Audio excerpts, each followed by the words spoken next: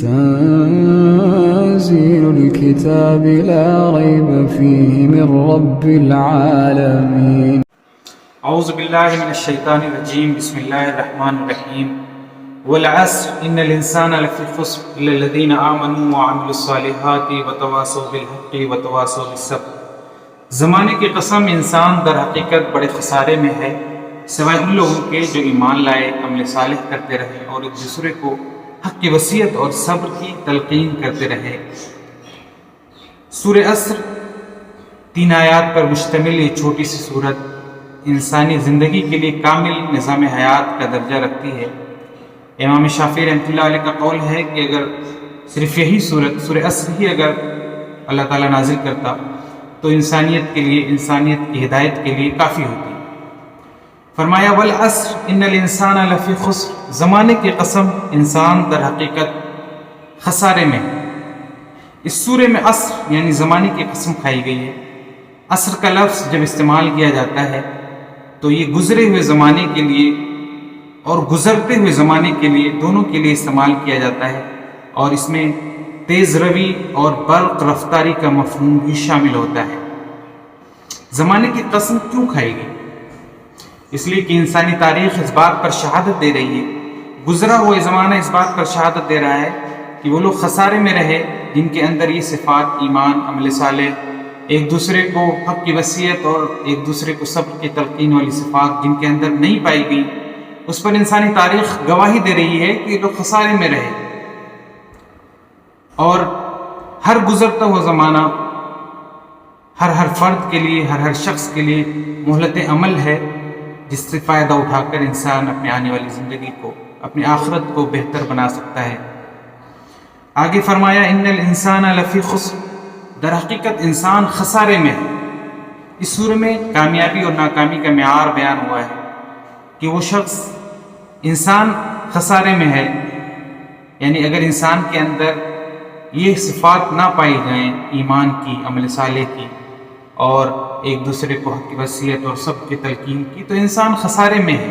خواہ وہ دنیا میں کتنا ہی مالدار ہو، کتنا ہی نامور ہو، لوگوں میں اس کا کتنا ہی چرچا ہو، لیکن وہ اللہ کے نزدیک، قرآن کے نزدیک ناکام ہے، اس کے لیے خسارہ ہے. آخرت میں بھی اس کے لیے خسارہ ہے.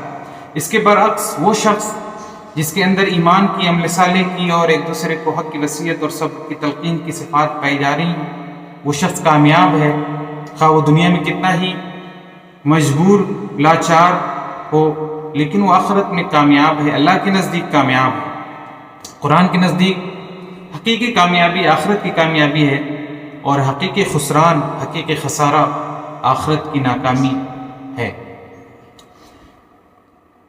آگے فرمایا الا الذین آمنوا وعملوا الصالحات، خسارے سے وہ لوگ بچے ہوئے ہیں جن کے اندر یہ چند خصوصیات، چند کوالٹیز پائی جا رہی ہیں. ان میں پہلی صفت جو فرمائی کہ وہ لوگ ایمان لانے والے ہوتے ہیں. پہلی صفت ایمان کی ہے. ایمان لانے کا مطلب یہ ہے کہ اللہ تعالیٰ کو، اللہ رب العزت کو خالق کائنات تسلیم کرنا، اور اس حیثیت سے تسلیم کرنا کہ وہی ایک خدا ہے. تو بندگی کی مستحق اللہ رب العزت ہی کی ذات ہے، وہی پالنہار ہے، وہی سننے والا، دیکھنے والا ہے. اور اسی کے ساتھ ساتھ ہر اس چیز پر ایمان لانا، کتابوں پر ایمان لانا، ملائکہ پر، آخرت پر، اور ہر اس چیز پر جس کا حکم اللہ رب العزت نے اپنی کتاب میں، قرآن مقدس میں دیا ہے. جب ہم ایمان کا لفظ، ایمان کے بارے میں غور کرتے ہیں تو ہمیں پتہ چلتا ہے یہاں وہ شعوری اور سوچ سمجھ کر قبول کرنے والا ایمان مطلوب ہے، جسے انسان اپنے دل کی گہرائیوں سے ایمان قبول کرتا ہے. قرآن مجید نے ایمان لانے والوں کی خصوصیات بیان فرماتے ہوئے فرمایا ان الذین قالوا ربنا اللہ ثم استقاموا، جنہوں نے کہا کہ ہمارا رب اللہ ہے پھر اس پر جم گئے.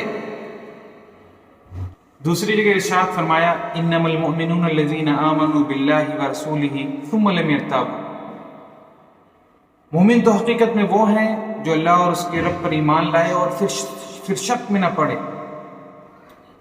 ان آیات کی روشنی میں ہمیں اپنے ایمان کا جائزہ لینا چاہیے کہ کیا ہمارے اندر حقیقت میں وہ ایمان، یقین والا ایمان کیا ہمارے اندر موجود ہے؟ کیا ہمیں اس بات پر یقین ہے کہ ہم مرنے کے بعد دوبارہ زندہ کیے جائیں گے؟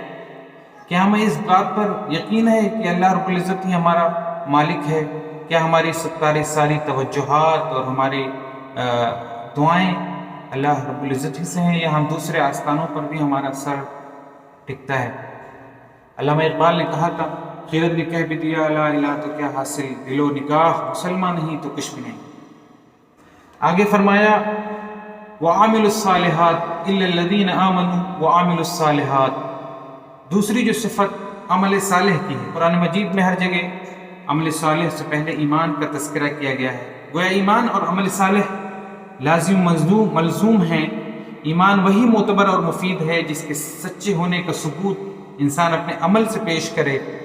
اس لیے قرآن ہر اس عمل کو بے نتیجہ اور غیر مفید قرار دیتا ہے جو بغیر ایمان کے ہو۔ سورہ ابراہیم میں اللہ رب العزت نے ارشاد فرمایا مثل الذین کفروا اعمالهم کرماد اشتدت به الريح في يوم عاصف لا يقدرون مما كسبوا على شيء۔ جن لوگوں نے اپنے رب کے ساتھ کفر کیا، ان کے اعمال کی مثال اس راکھ کی سی ہے کہ تیز و تند آندھی ایک طوفانی دن میں اسے اڑائے پھرے، اور جو اعمال بھی انہوں نے کیے تھے اس میں سے وہ کچھ بھی نہ پا سکیں۔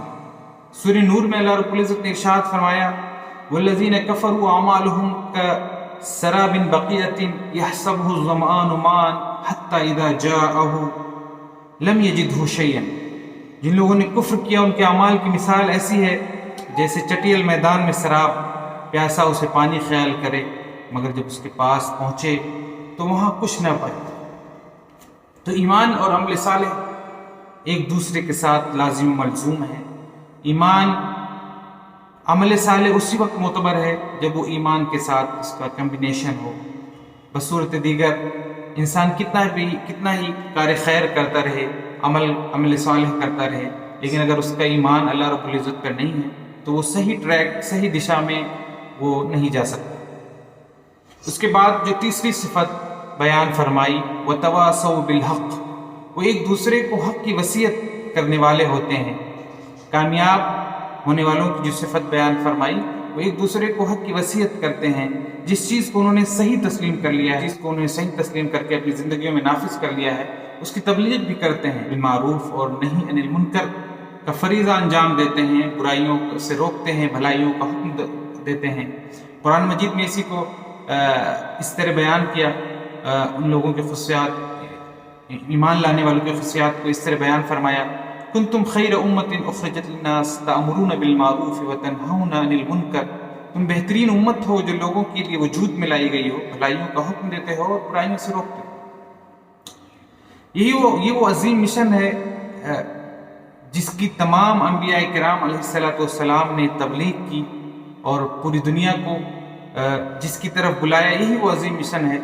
اور اس کے بعد آخری نبی حضرت محمد مصطفیٰ صلی اللہ علیہ وسلم نے جو عظیم فریضہ انجام دیا، اور اس کے بعد اللہ کے رسول صلی اللہ علیہ وسلم کے بعد امت مسلمہ کی ذمہ داری ہے کہ وہ اس فریضے کو انجام دے، شہادت علی الناس کا، امر بالمعروف اور نہی عن المنکر کا عظیم فریضہ انجام دے۔ تو کامیاب ہونے کے لیے جو تیسری صفت ہے وہ یہ ہے کہ وہ لوگوں کو بھلائیوں کا حکم دیتے ہیں اور برائیوں سے روکتے ہیں، لوگوں کو دین کی طرف بلاتے ہیں، جس چیز کو انہوں نے صحیح تسلیم کر لیا ہے، جو ان کی زندگیوں میں جس کا اطلاق ہو گیا ہے، جس کا نفوذ ان کی زندگیوں میں ہو گیا ہے، اس کی طرف لوگوں کو بھی بلاتے ہیں۔ چوتھی اور آخری صفت جو بیان فرمائی وَتَوَاصَوْا بِالصَّبْرِ، یعنی وہ ایک دوسرے کو صبر کی تلقین کرنے والے ہوتے ہیں۔ اس کا مطلب یہ ہے کہ جو فرد یا جماعت بھی حق و انصاف کا علم لے کر اٹھے گا، اسے آزمائش و ابتلا کی مشکل گھاٹیوں سے بھی گزرنا ہوگا، اور اس راستے پر چلتے ہوئے اسے نہ صرف خود صبر و استقامت کا مظاہرہ کرنا ہوگا بلکہ اپنے ساتھ چلنے والوں کو اور اپنے ہمراہیوں کو بھی اس کی تلقین کرنی ہوگی۔ اسی لیے حضرت لقمان علیہ السلام نے جب اپنے بیٹے کو امر بالمعروف اور نہی عن المنکر کی وصیت کی تو ساتھ میں صبر کی بھی تلقین کی، فرمایا یا بنی اقم الصلاۃ وامر بالمعروف وانہی عن المنکر واصبر علی ما اصابک ان ذلک من عزم الامور۔ اے میرے بچے، نماز قائم کرو، بھلائیوں کا حکم دو، برائیوں سے روکو، اور جو بھی تکلیف تمہیں پہنچے اس پر صبر کرو، یقیناً یہ ہمت کے کاموں میں سے ہے۔ وآخر دعوانا الحمد للہ.